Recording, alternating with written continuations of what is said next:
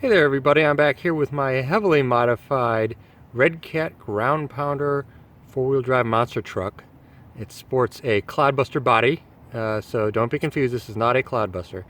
This is a ground pounder, and this is a low-cost 4x4 monster truck starting around $250, but it really does need some upgrades, and I've put out a number of videos discussing the upgrades that I've used to really take it to the next level. And so I'm going to show you this truck running with all those upgrades today, and hopefully you'll see that yes, this is a little bit different from a stock ground pounder. Now, the first thing you'll see, other than the body being different, are these big tires.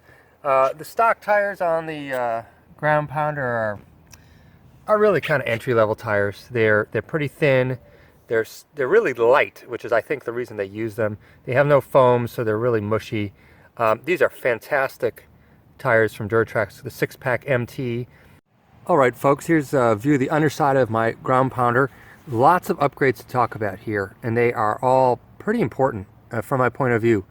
The biggest up front and in the rear are these aluminum reinforced axles.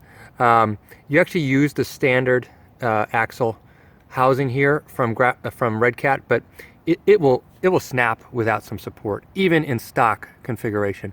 But with upgraded power and weight of those tires, there's no way those axle housings are going to last. So these are from a great company called Freestyle RC, $75 for the two of them, and they are unbreakable basically, and really reinforce this truck, as well as actually adding better mounts for the shocks and these tie rods for the 4-link suspension.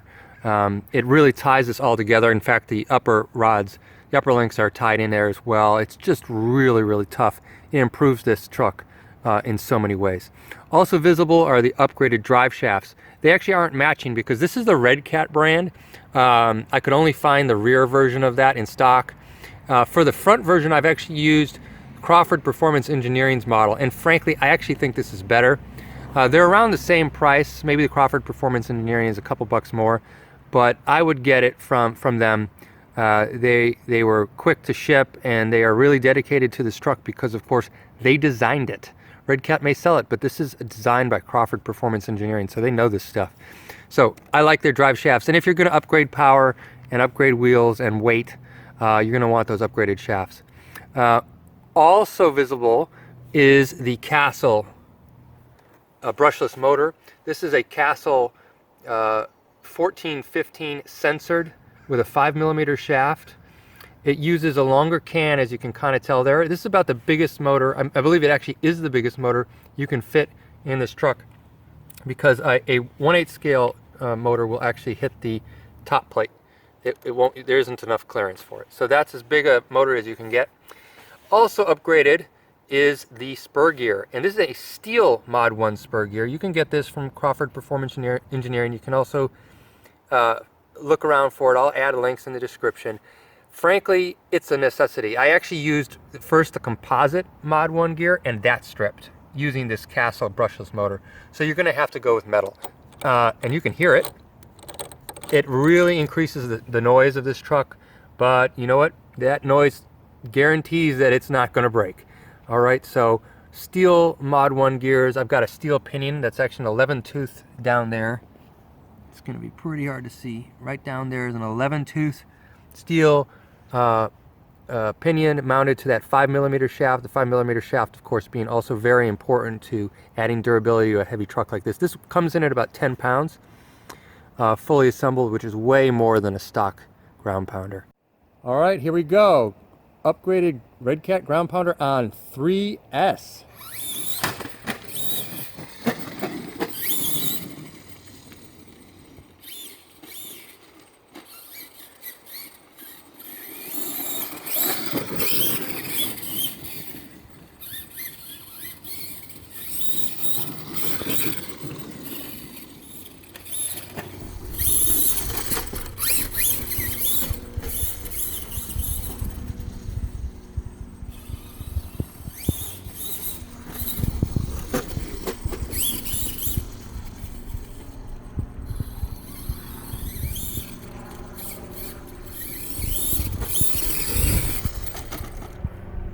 Alright, 3S is kind of fun, but it's totally uncontrollable. I actually busted a body mount in that filming. So let's go to 2S and see how it handles.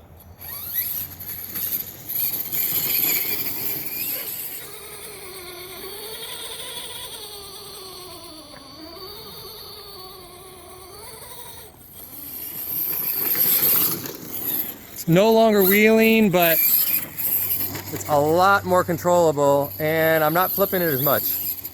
And for a truck this size, this is pretty good speed.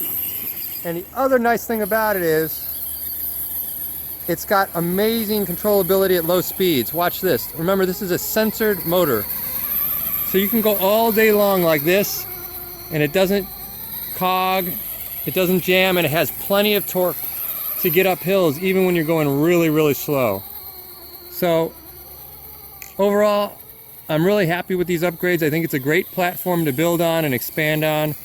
And that, friends, is all she wrote. I think the upgrades are done to this ground pounder. Thanks for watching.